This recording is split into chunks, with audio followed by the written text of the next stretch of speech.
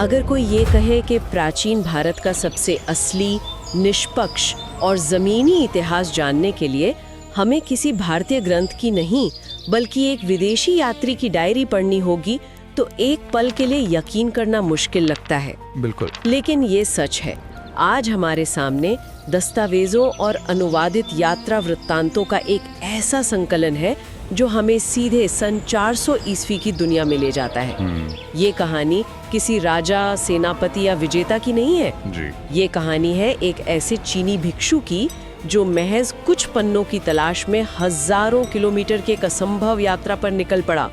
ज्ञान को सहेजने की वो जिद जिसने इतिहास को हमेशा के लिए बदल दिया। और ये जिद कोई छोटी बात नहीं थी। बिल्कुल नहीं। जिस समय की हम बात कर रहे हैं उस समय यात्रा करने का मतलब था अपनी जान को दांव पर लगाना।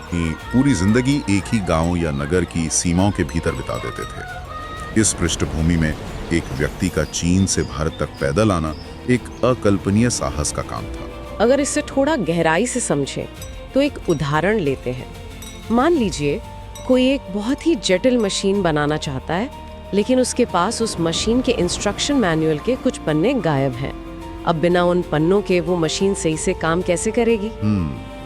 कुछ वैसी ही बेचैनी उस समय चीन में मौजूद थी। ये तुलना बिल्कुल सटीक है। चीन में बौद्ध धर्म पहुंच चुका था, कई ग्रंथ भी वहां मौजूद थे, लेकिन वो अधूरे थे। जिस चीज की सबसे ज्यादा कमी थी वो था विनय पिटक। विनय पिटक जी। विनय पिटक मूल रूप से वो ग्रंथ है जिसमें भिक्षुओं के अनुशासन, उनके दैनिक जीवन और संघ को चलाने के नियम दर्ज हैं। अब अगर नियम ही नहीं है तो एक अनुशासित संस्था कैसे चलेगी? इसी अधूरेपन ने एक चीनी भिक्षु फाहियान को इतना बेचैन कर दिया कि उसने मूल ग्रंथों को भारत जाकर ढूंढने का संकल्प ले लिया। लेकिन कोई इंसान अचानक से इतना बड़ा फैसला नहीं ले लेता। इसके पीछे गहरी बात थी। फाहियान के बचपन का जो जीवन था वो उनके संकल्प की नींव को बहुत अच्छे से समझाता है। बिल्कुल। उनका प्रारंभिक जीवन बहुत ही असामान्य था। बचपन में उनका नाम कुंग था।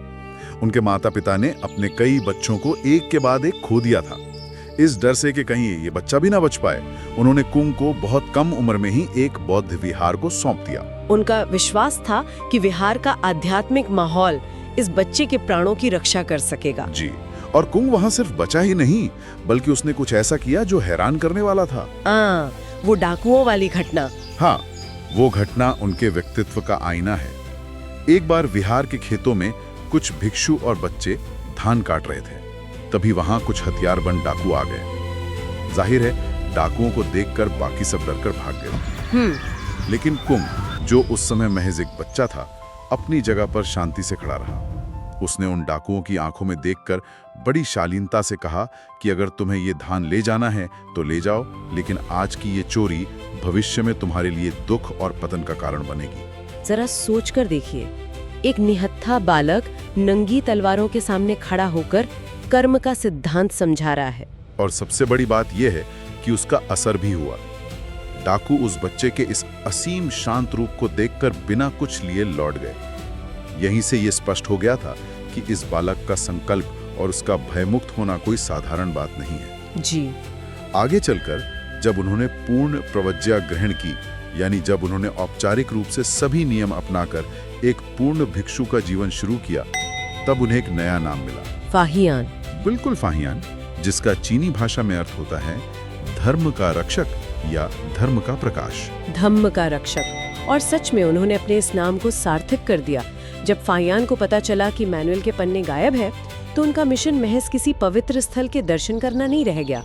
उनका लक्ष्य था भारत जाना, मूल ग्रंथों की खोज करना और उन्हें वापस चीन लाना। चांगान नगर से फाहियान और उनके 4 साथी भिक्षुओं ने प्रस्थान किया, एक सुरक्षित विहार से निकलकर अज्ञात दुनिया में कदम रखना। और सबसे पहली जो बड़ी चुनौती थी वो थी गोबी का विशाल मरुस्थल। गोबी का मरुस्थल ये कोई आम रेगिस्तान नहीं है। ये एक ऐसा वीरान इलाका है जहां दिन में चमड़ी झुलसा देने वाली गर्मी होती है और रात में खून जमा देने वाली ठंड। बिल्कुल। फाहियान के अपने शब्दों में, इस मरुस्थल में रास्ता दिखाने के लिए कोई पेड़, पहाड़ या गांव नहीं थे। और यहाँ एक बहुत ही खौफनाक विवरण आता है।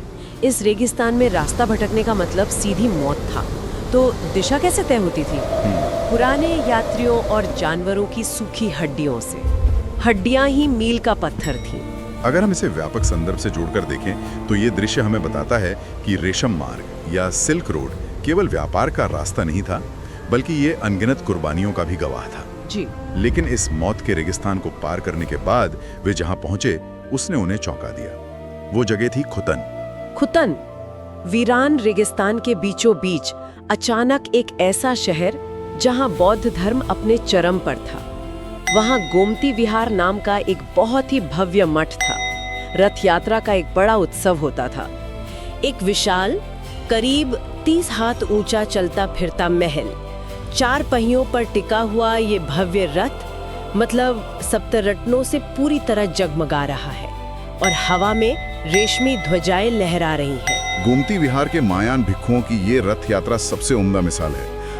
ये कोई साधारण शोभा यात्रा नहीं है, ये शक्ति का एक ऐसा प्रदर्शन है जो मतलब सामने आने वाले किसी भी इंसान को पूरी तरह मंत्रमुग्ध कर दे। हाँ, मतलब ये दृश्य पहियों पर टिके किसी भव्य स्वर्ण शिखर जैसा ही लग रहा है। इसके ठीक बीच में सोने चांदी के भगवान बुद्ध और दोनों ओर बोधिसत्व। लेकिन सबसे हैरान करने वाली बात तो रथ के बाहर हो रही है। जी हाँ, रथ के बाहर। जैसे ही रथ नगर द्वार से 100 पग दूर होता है, सबसे शक्तिशाली राजा अपना मुकुट उतार देता है, नए वस्त्र पहनता है और बिल्कुल नंगे पांव आगे आता है। मतलब वो अपने शरीर के 5 अंगों, घुटने, हाथ और माथे को जमीन पर पूरी तरह झुकाकर चरम समर्पण कर रहा है और ऊपर राजद्वार से रानी अपनी सेविकाओं के साथ लगातार पुष्प वर्षा कर रही हैं। ये भव्य उत्सव वैशाख पूर्णिमा से शुरू होकर बीतरी तक चलता है और हर संघाराम के लिए एक खास दिन तय होता है। 1 मिनट, मैं ये सोच रही हूँ कि एक शक्तिशाली राजा का सरेआम मुकुट उतारकर जमीन पर लेटना, ये बहुत बड़ा राजनीतिक संदेश भी तो है ना? 100%। खैर, अगर एक अस्थायी रथ यात्रा पर इतना भारी निवेश हो रहा है तो उनके स्थायी स्मारकों का क्या स्तर रहा होगा? जैसे नगर के पश्चिम में स्थित वो नव विहार जो 250 हाथ ऊंचा है। और ये नव विहार कोई ऐसा निर्माण नहीं है जो रातों रात खड़ा हो गया। इस आश्चर्यजनक वास्तुशिल्प को पूरा होने में पूरे 80 वर्ष लगे। 80 साल? बिल्कुल, मतलब 3 राजाओं का पूरा शासनकाल सिर्फ इसी एक इमारत को बनाने में बीत गया। इसके द्वार स्तंभ और यहाँ तक कि भिक्षुओं के कक्ष भी सोने, चांदी और कीमती रत्नों से मढ़े हुए हैं। पूर्व की पर्वतमालाओं के राजा तो अपना लगभग सारा खजाना इसी विहार पर लुटा देते हैं। लेकिन अपना सारा खजाना और पीढ़ियों का समय एक इमारत को सोने से मढ़ने में झोंक देना, क्या ये सिर्फ निस्वार्थ आध्यात्मिक समर्पण है? मुझे लगता है ये असीमित भक्ति के साथ साथ सत्ता का एक स्थायी प्रतीक बनाने की भी कोशिश थी। मतलब जो राजा इतना असीमित दान दे, उसे चुनौती देने की हिम्मत कौन करेगा? बिल्कुल सही बात है, जिसे देखकर फाहियान को लगा होगा कि भारत पहुंचने से पहले ही उन्हें भारत की एक झलक मिल गई है।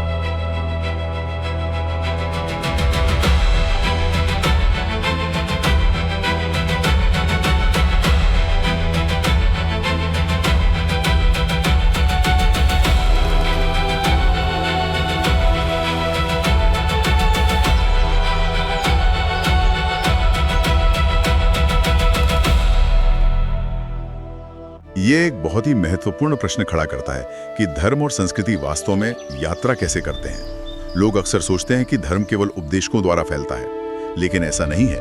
धर्म और विचार व्यापारिक मार्गों की धमनियों से बहते हैं। बिल्कुल। तो खुतन इसका सबसे बड़ा प्रमाण था। व्यापारी जब इतने खतरनाक रास्तों से गुजरते थे तो उन्हें मानसिक शांति और सुरक्षा के लिए एक आध्यात्मिक सहारे की जरूरत होती थी।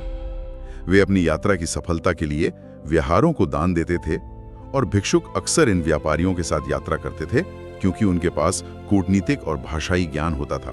तो एक तरह से आस्था और अर्थव्यवस्था का ये एक ऐसा गठजोड़ था जिसने खुतन जैसे शहरों को जन्म दिया। जी। लेकिन खुतन का ये आराम फाहियान की मंजिल नहीं था। उन्हें तो और आगे जाना था, दुनिया की छत की ओर, पामीर के पहाड़ जिन्हें फाहियान ने अपनी डायरी में सुंजलिंग पर्वत कहा है। रेगिस्तान की गर्मी के बाद अब सीधे बर्फीली ऊंचाइयां। ये पहाड़ इतने दुर्गम थे कि सांस लेना मुश्किल हो जाता। गहरी खाइयां और उन पर लटकते हुए लोहे की जंजीरों वाले पुल, नीचे उफनती नदियां जिनका तल तक दिखाई नहीं देता था। एक छोटी सी चूक का मतलब था मौत। और भूत प्रेत रहते हैं जो यात्रियों की परीक्षा लेते हैं। यहाँ कहानी वाकई बहुत दिलचस्प हो जाती है। यह सिर्फ धर्म की बात नहीं है, ये मनुष्य के भीतर मौजूद एक जुनूनी इच्छा शक्ति की बात है। इंसान किस हद तक जा सकता है उस चीज के लिए जिस पर वो विश्वास करता है। ये शारीरिक और मानसिक दोनों ही स्तरों पर मानव क्षमता की चरम परीक्षा थी। इन कठोर परिस्थितियों को पार करते हुए वे उद्यान यानी आज की स्वाद घाटी पहुंचे।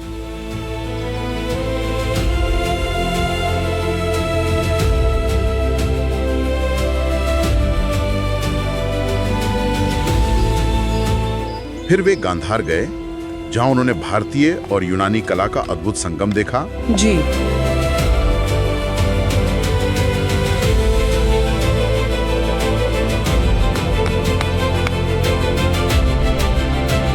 और फिर तक्षशिला होते हुए वे पुरुषपुर पहुंचे, जिसे आज हम पेशावर के नाम से जानते हैं। वहां उन्होंने कुषाण सम्राट कनिष्क का बनवाया हुआ एक विशाल स्तूप देखा और बुद्ध का भिक्षा पात्र भी देखा।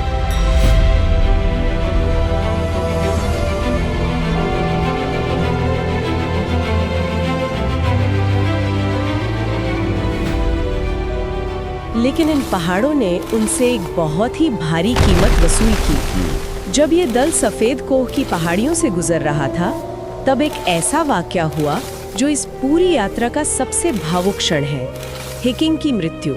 हेकिंग फाहियान के साथ ही भिक्षुओं में से एक थे। यात्रा की थकान और पहाड़ों की क्रूरता ने उन्हें अंदर तक तोड़ दिया था।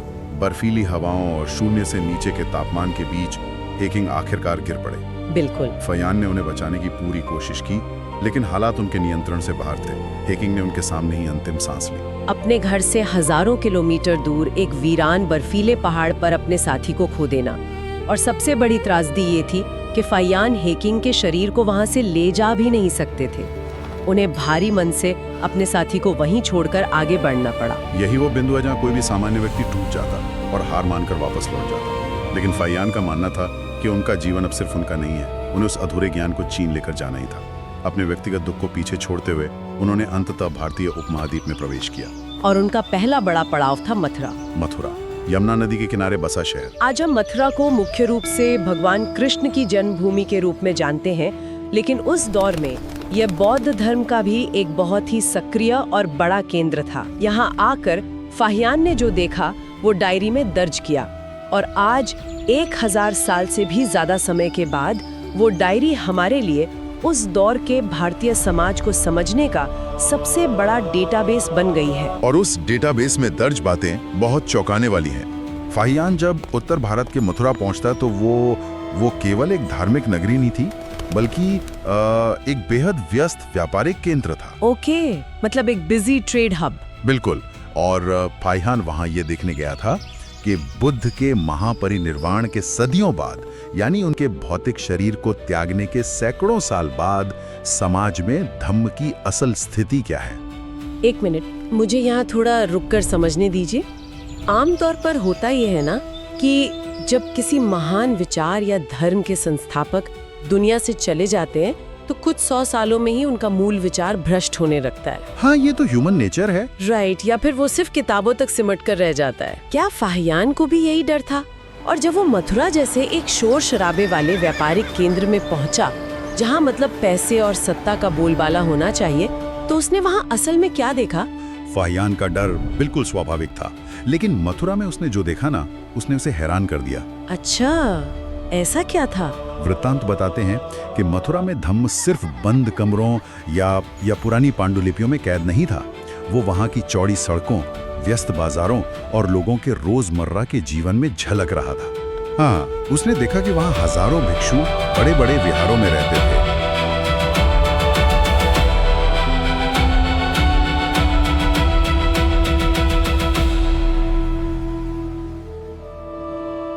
लेकिन सबसे बड़ी बात यह थी कि वो विनय के नियमों का अत्यंत कठोरता से पालन कर रहे थे। विनय के नियम यानी भिक्षुओं के लिए बनाए गए अनुशासन के वे कड़े नियम, जिनमें सादा भोजन, साधारण वस्त्र और सांसारिक सुखों से पूरी तरह दूरी बनाए रखना शामिल है।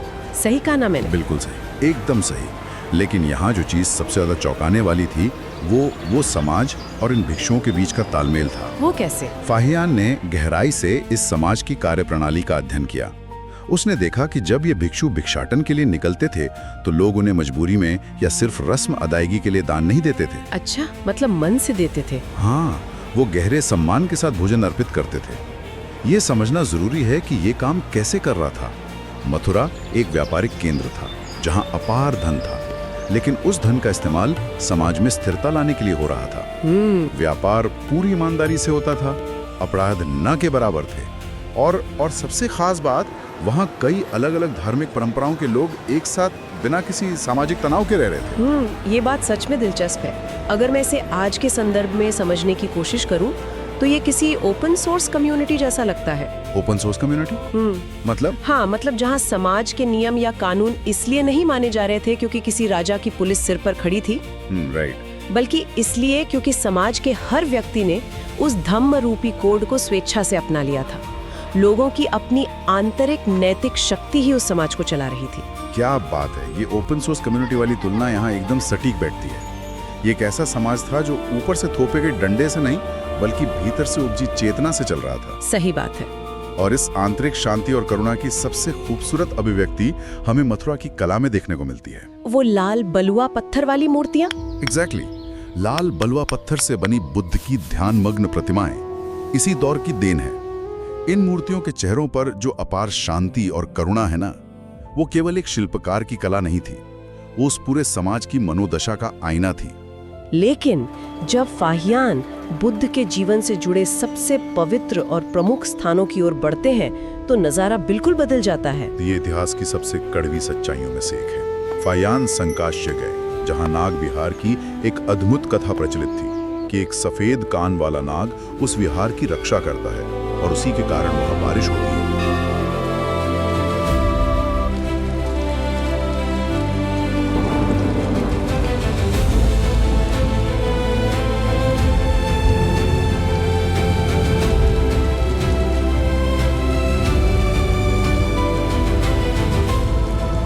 लेकिन जब वे आगे बढ़े, श्रावस्ती, जहां बुद्ध ने अपने जीवन के सबसे ज्यादा वर्षावास बिताए थे। जी, वर्षावास यानी बारिश के 4 महीनों के दौरान भिक्षुओं का एक ही स्थान पर रुककर ध्यान और अध्ययन करना।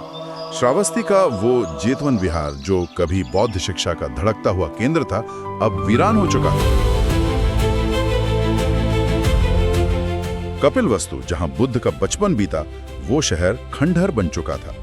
लुम्बिनी, जहां उनका जन्म हुआ, और कुशीनगर, जहां उन्होंने महापरिनिर्वाण प्राप्त किया, यानी जहां उन्होंने अपना शरीर त्यागा और जन्म मरण के चक्र से मुक्त हुए, ये सभी जगहें अब लगभग उजड़ चुकी थी। ये कैसे संभव है?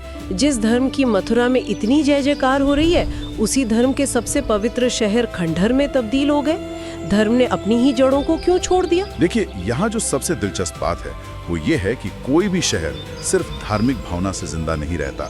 उसे एक मजबूत अर्थव्यवस्था और राजनीतिक संरक्षण की जरूरत होती है। बिल्कुल। इन क्षेत्रों से पुराने व्यापारिक मार्ग खिसक चुके थे और राजशाही का संरक्षण भी कम हो गया था। अगर हम इसे व्यापक संदर्भ से जोड़कर देखें, तो ये समय के चक्र और साम्राज्यों के पतन को बड़ी बेबाकी से दर्शाता है। फाहियान को इन खंडरों के बीच खड़े होकर बुद्ध का वो मुख्य संदेश साक्षात दिखाई दिया होगा कि सभी संस्कारित वस्तुएं नश्वर हैं, दुनिया में कुछ भी स्थायी नहीं है। खंडरों के इस उदासी के बाद फाहियान की यात्रा का अगला पड़ाव उस समय का सबसे चमचमाता महानगर था पाटलिपुत्र, जिसे आज हम पटना कहते हैं। वैशाली से होते हुए वे वहां पहुंचे। रास्ते में वैशाली के पास आनंद के परिनिर्वाण की घटना का भी जिक्र आता है। जी, ये कहानी मुझे हमेशा बहुत दिलचस्प लगती है कि कैसे आनंद ने नदी के बीचों बीच अपने प्राण त्यागे। वो एक बहुत ही कूटनीतिक और भावुक निर्णय था। आनंद, जो बुद्ध के सबसे प्रिय शिष्य थे, जब अपने अंतिम समय में थे तो 2 राज्यों के राजा उनके अस्थि अवशेषों के लिए युद्ध करने को तैयार थे। इसे टालने के लिए आनंद ने नदी के बिल्कुल बीचों बीच, जहां दोनों राज्यों की सीमाएं मिलती थी, समाधि ली, ताकि दोनों को उनके अवशेष बराबर मिले और खून खराबा ना हो। और इसके बाद वे पाटलिपुत्र पहुंचते हैं।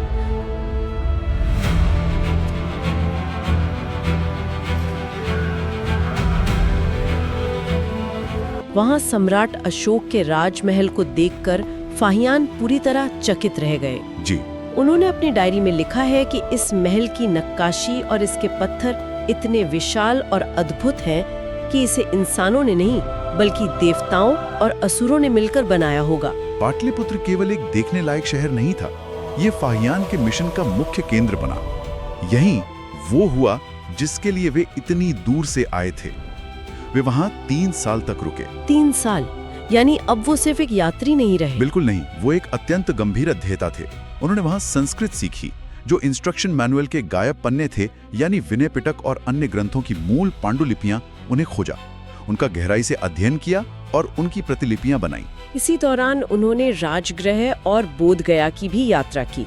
राजगृह में घृद्रकूट पर्वत का वर्णन आता है, जहां बुद्ध अक्सर उपदेश देते थे।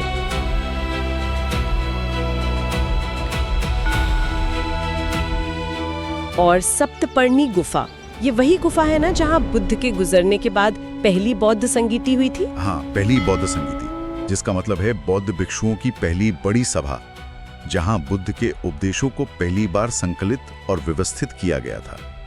फाहियान के लिए उस गुफा में जाना इतिहास के उद्गम स्थल पर जाने जैसा था। बिल्कुल। और अगर हम आज से 1600 साल पीछे की कल्पना करें ना, तो उस समय कोई पक्की सड़क या सीढ़ियां नहीं थी। हाँ, सिर्फ घने जंगल और नुकीले पत्थरों वाला रास्ता। एकदम सही, एक बहुत ही संकरा और खतरनाक रास्ता। तो सवाल ये उठता है कि एक विदेशी यात्री ने सिर्फ कुछ खंडहरों को देखने के लिए अपनी जान जोखिम में क्यों डाली? यही तो, मतलब मुझे लगता है जिस रास्ते से फाहियान ने चढ़ाई की, जिसे आज हम बिम्बिसार पथ कहते हैं, तो मेरे दिमाग में एक सवाल आता है, मगध के राजा बिम्बिसार तो बुद्ध के बहुत बड़े अनुयायी थे ना? हाँ, उन्होंने तो उनका बहुत ही भव्य स्वागत किया था। राइट। तो फिर बुद्ध ने अपने उपदेशों के लिए इतनी दुर्गम, ऊंची और खतरनाक जगह ही क्यों चुनी? मतलब वे तो आराम से किसी महल में या सुलभ स्थान पर रुक सकते थे। ये एक बहुत ही तार्किक सवाल है। मैं कहूंगी कि इसका जवाब बुद्ध के मूल दर्शन में है, मतलब एकांत और भौतिक सुखों का त्याग। सही बात है। राजा बिम्बिसार भले ही हर सुविधा देने को तैयार थे, पर गृद्धकूट पर्वत की वो ऊंचाई और घाटी से कटी हुई जो उसकी स्थिति है, वो ध्यान के लिए सबसे उपयुक्त थी। मतलब वो स्थान बिना कुछ कहे ही एक संदेश दे रहा था। बिल्कुल, संदेश ये कि सच्चा ज्ञान महलों की विलासिता में नहीं, बल्कि प्रकृति की कठोरता और गहरे सन्नाटे में मिलता है। ठीक है, मान लिया कि बुद्ध ने एकांत के लिए वो जगह चुनी, लेकिन 1600 साल पहले जब फाहियान उस जानलेवा चढ़ाई को पार करके ऊपर पहुंचा, तो उसे क्या मिला? संस्मरण बताते हैं कि वहां सिर्फ ईंटों के ढेर थे। हाँ, बुद्ध की गंधकुटी और विहार सब टूट चुके थे। और एक गंधकुटी मतलब क्या होता था? गंधकुटी वह विशेष कमरा होता था जहां बुद्ध स्वयं निवास करते थे। वहां हमेशा सुगंधित फूल रखे जाते थे, और विहार उन भिक्षुओं के रहने के स्थान थे जो बुद्ध के साथ होते थे। ओहो। तो फाहियान के पहुंचने तक समय के प्रभाव से वे सब पूरी तरह नष्ट होकर सिर्फ मलबे में बदल चुके थे। ईमानदारी से कहूँ तो अगर कोई इंसान वर्षों की यात्रा करके इतनी दूर से किसी जगह पहुंचे और उसे सिर्फ टूटी हुई ईंटें और सन्नाटा मिले, तो वो बहुत निराश होगा। हाँ, जाहिर सी बात है। जैसे आज हम किसी ट्रिप पर जाते हैं और जगह उम्मीद के मुताबिक न हो तो तुरंत लौट आते हैं। फाहियान वहां से वापस क्यों नहीं लौटा? यहीं पर एक आम यात्री और एक समर्पित साधक के बीच का अंतर समझ आता है। फाहियान सिर्फ इमारतें देखने नहीं आया था, वो उस ऊर्जा को महसूस करने आया था जहां कभी बुद्ध चले थे। मतलब वो एक गहरे आध्यात्मिक अनुभव के लिए आया था। एकदम। इतनी बड़ी भौतिक निराशा के बावजूद उसने मौन धारण किया। उसने उन खंडरों पर पूरी श्रद्धा से फूल और दीप अर्पित किए, और सबसे बड़ी बात, वो पूरी रात उन पत्थरों के बीच ध्यान में बैठा रहा। पूरी रात? हाँ, उसका न लौटना ये साबित करता है कि उसकी यात्रा किसी इमारत के लिए नहीं, बल्कि अपने भीतर के खालीपन को भरने के लिए थी। और रात भर के उस ध्यान के बाद सुबह के दृश्य का जो वर्णन है वो बहुत शक्तिशाली है। संस्मरण बताते हैं कि जब सुबह की पहली किरण पड़ी तो फाहियान फूट फूट कर रोया। हाँ, उसने कहा कि काश मैं उस समय होता जब तथागत यहाँ स्वयं विचरण करते थे। आज मैं केवल उनके चरण चिन्ह देख पा रहा हूँ।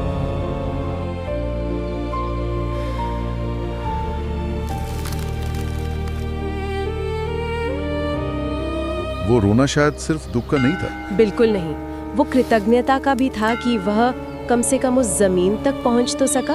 वैसे जिस पर्वत पर बैठकर वो रो रहा था, उसके नाम का भी अपना एक अलग इतिहास है। अच्छा, गृद्धकूट नाम के पीछे भी कुछ कहानी है क्या? हाँ, पर्वत की चोटी पर कुछ खास तरह की सफेद चट्टानें हैं।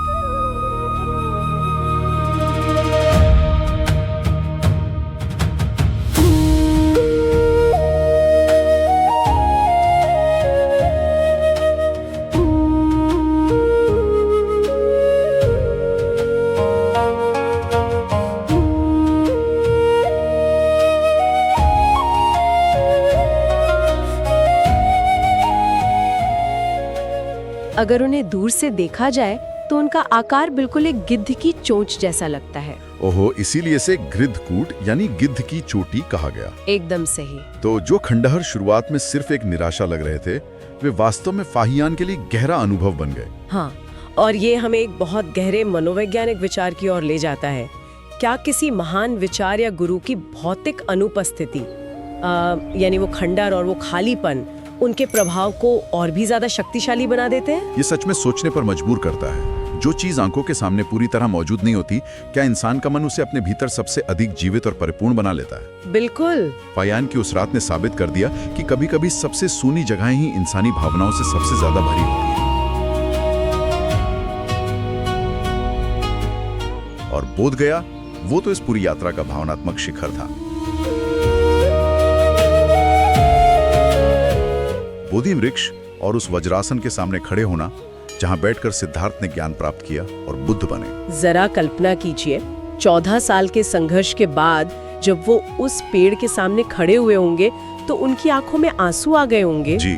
एक बात और, इस पूरे वृत्तांत में नालंदा विश्वविद्यालय का कोई जिक्र नहीं है, उस रूप में जिस रूप में हम उसे जानते हैं। ये एक बहुत ही अहम ऐतिहासिक बिंदु है। ये साबित करता है कि सन 400 ईस्वी के आसपास नालंदा कोई बहुत बड़ा अंतर्राष्ट्रीय विश्वविद्यालय नहीं बना था। वो अपने बहुत ही शुरुआती दौर में था। नालंदा का असली विकास और ख्याति फाहियान के वापस लौटने के बाद की सदियों में स्थापित हुई।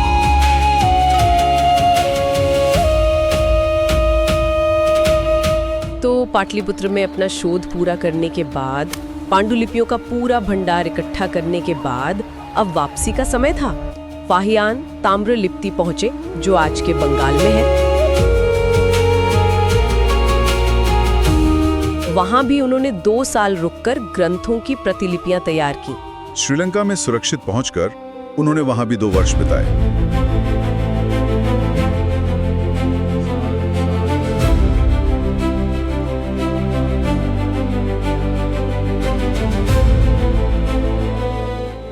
वहां उन्होंने दंत धातु महोत्सव देखा,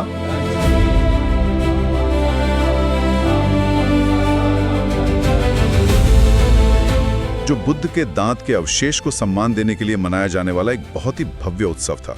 वहां से भी उन्होंने कई ग्रंथों की प्रतिलिपियां ली। पहाड़ों और रेगिस्तानों ने तो उनकी परीक्षा ले ली थी, लेकिन अब सबसे बड़ी परीक्षा बाकी थी, समुद्र। उस जमाने में समुद्री यात्रा पहाड़ों से कम खतरनाक नहीं थी। तो अब फाहियान के पास वे ग्रंथ आ चुके थे। अब चुनौती थी इन्हें हिफाजत से चीन वापस ले जाने की। बिल्कुल, और यहीं से शुरू होता है इंसान और प्रकृति के बीच का वो भयानक टकराव। फाहियान इन अनमोल पांडुलिपियों को लेकर एक बड़े व्यापारी जहाज पर सवार होता है। उस जहाज पर करीब 200 यात्री और व्यापारी थे। 200 लोग? हाँ, शुरुआत तो ठीक होती है, लेकिन समुद्र में निकले हुए अभी केवल 3 ही दिन हुए थे कि प्रकृति अपना सबसे भयानक रूप दिखा देती है। एक भयंकर तूफान आता है। और ये कोई सामान्य आंधी नहीं थी। स्रोत बताते हैं कि ये तूफान पूरे 13 दिनों तक लगातार चलता रहा। 13 दिन? 13 दिन। जरा उस स्थिति की कल्पना कीजिए। लकड़ी का एक पुराना जहाज जिसमें 200 लोग फंसे हैं। आसमान पूरी तरह काला, चारों तरफ पहाड़ों जितनी ऊंची लहरें। जहाज के निचले हिस्से में छेद हो जाता है और पानी अंदर भरने लगता है। जब मौत एकदम सामने नजर आने लगती है ना, तो घबराए हुए व्यापारी जहाज का वजन कम करने के लिए अपना सारा कीमती सामान, सोना, चांदी, रेशम, सब कुछ समुद्र में फेंकना शुरू कर देते हैं। व्यापारियों का यह व्यवहार पूरी तरह से मानवीय सर्वाइवल इंस्टिंक्ट यानी जीवन बचाने की मूल प्रवृत्ति को दर्शाता है। राइट। जब जान पर बन आती है तो दुनिया की सबसे कीमती धातु भी इंसान को भारी और बेकार लगने लगती है। लेकिन मुझे इस पूरे दृश्य में जो बात सबसे ज़्यादा विडंबनापूर्ण और एक तरह से थोड़ी मज़ेदार भी लगती है, वो है फाहियान का व्यवहार। वो कैसे? एक तरफ वे अमीर व्यापारी अपने धन दौलत के जाने पर छाती पीट रहे होंगे, और दूसरी तरफ फाहियान क्या कर रहा था? उसने अपना निजी सामान, यहाँ तक कि अपने पानी पीने का बर्तन तक समुद्र में फेंक दिया। हाँ, बिल्कुल। लेकिन वो उन कागज और ताड़ के पत्तों से बने भारी ग्रंथों को अपने सीने से जकड़े खड़ा था। अगर हम आधुनिक भाषा में कहें ना, तो ये ऐसा था जैसे एक डूबते हुए जहाज पर खड़ा कोई व्यक्ति अपने सोने के बिस्किट फेंक रहा हो, लेकिन उसने मानवता के पूरे इतिहास और नैतिकता का इकलौता बैकअप ड्राइव कस के पकड़ रखा हो। क्या बात है। बैकअप ड्राइव का ये उदाहरण स्थिति की गंभीरता को बहुत अच्छे से समझाता है ना? फाहियान के लिए असली खजाना वे पन्ने थे। वृत्तांतों में उल्लेख है कि उस भयंकर तूफान और अंधकार के बीच फाहियान लगातार यही प्रार्थना कर रहा था कि चाहे महासागर उसकी जान ले ले, लेकिन इन ग्रंथों को बचा ले। बाप रे। 13 दिनों तक बिना दिशा के मौत के उस तांडव के बीच खड़े रहना किसी भी इंसान के दिमाग को हिला देने के लिए काफी है। और मुसीबत सिर्फ उन 13 दिनों के साथ खत्म नहीं हुई। नहीं, बिल्कुल नहीं। तूफान की शांत होने के बाद भी उनका जहाज पूरी तरह से रास्ता भटक चुका था। वे 90 से अधिक दिनों तक समुद्र में भटकते रहे। 90 दिन? हाँ, अदृश्य चट्टानों से टकराने का डर, समुद्री डाकुओं का खौफ और पीने का पानी या खाना कितना बचा होगा ये सोचना भी डरावना है। बहुत डरावना है। लेकिन किसी तरह मौत को चकमा देकर वे 90 दिनों की यातना के बाद जावा द्वीप पहुंचने में कामयाब होते हैं।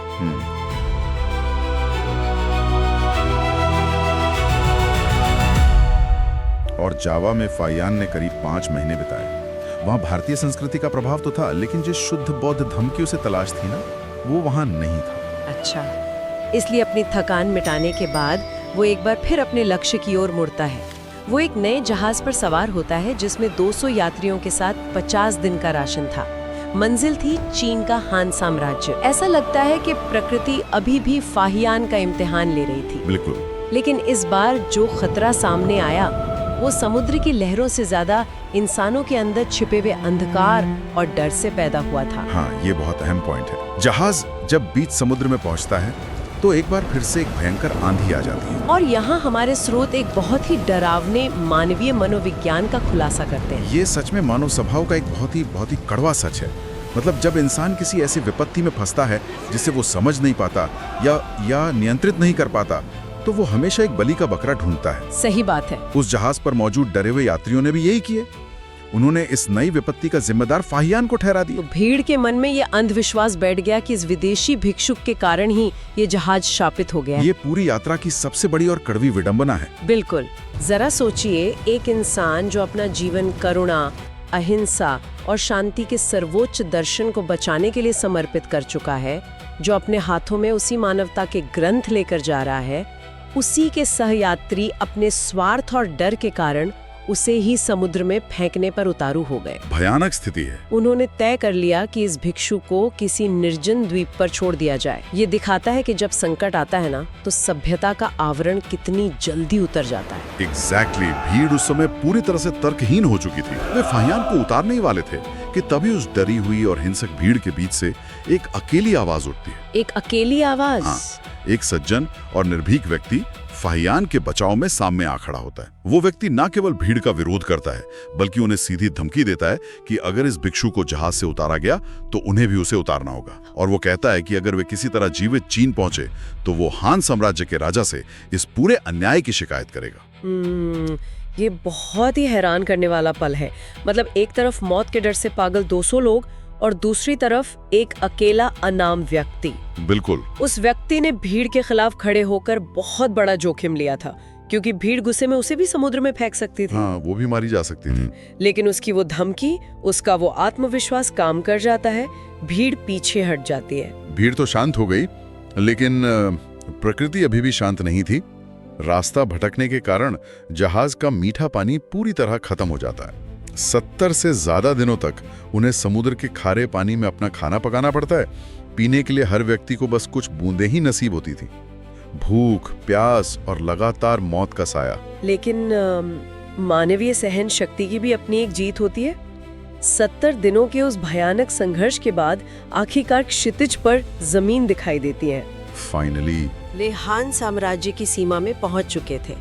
और जब वहां के शासक को ये खबर मिलती है कि एक भिक्षु 15 साल बाद महासागरों को पार करके बुद्ध के दुर्लभ ग्रंथ लेकर लौटा है, तो राजा स्वयं बंदरगाह पर आकर फाहियान और उन ग्रंथों का पूरे राजकीय सम्मान के साथ स्वागत करता है। और ये स्वागत केवल एक यात्रा का अंत नहीं था, बल्कि एक नई शुरुआत थी। फाहियान का काम चीन पहुंचकर भी खत्म नहीं हुआ। अच्छा, फिर क्या किया उन्होंने? उसने अपनी बाकी की पूरी जिंदगी उन संस्कृत और पाली ग्रंथों के अनुवाद में लगा दी। क्योंकि वो जानता था कि सिर्फ किताबें लाना काफी नहीं है, उस ज्ञान को अपनी भाषा में उतारना जरूरी है ताकि आने वाली पीढ़ियां उस दर्शन को समझ सकें। बिल्कुल। अगर हम इन सभी ऐतिहासिक वृत्तांतों को एक धागे में पिरोकर देखें तो ये बात पूरी तरह से साफ हो जाती है कि फाहियान का ये 15 सालों का सफर सिर्फ एक भौगोलिक यात्रा नहीं थी। नहीं, बिल्कुल नहीं। ये एक जगह से दूसरी जगह जाने का कोई रिकॉर्ड नहीं था।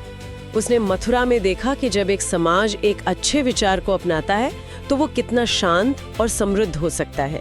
उसने राजगृह में देखा कि बड़े से बड़े महल ढह जाते हैं, इसलिए विचारों को सहेजना ही एकमात्र विकल्प है। सही बात। और अंत में उसने समुद्र में ये साबित किया कि कोई प्राकृतिक आपदा इंसान के दृढ़ संकल्प को नहीं तोड़ सकती। और ये हमें इतिहास के एक और महत्वपूर्ण पहलू की याद दिलाता है। इतिहास केवल राजाओं के फरमानों या युद्धों से नहीं बनता, बल्कि उन गुमनाम लोगों के छोटे छोटे निर्णयों से भी बनता है। जैसे वो जहाज का अनाम व्यक्ति। एग्जैक्टली। उन ग्रंथों के चीन पहुंचने और उनके अनुवाद ने सचमुच एशिया के एक बहुत बड़े हिस्से की सांस्कृतिक और आध्यात्मिक दिशा ही बदल कर रख दी। आज के इस पूरी चर्चा से गुजरने के बाद इतिहास के इस पन्ने को बंद करते हुए एक विचार है जो मेरे दिमाग में लगातार गूंज रहा है। क्या विचार है? जरा आज की दुनिया की तरफ देखिए।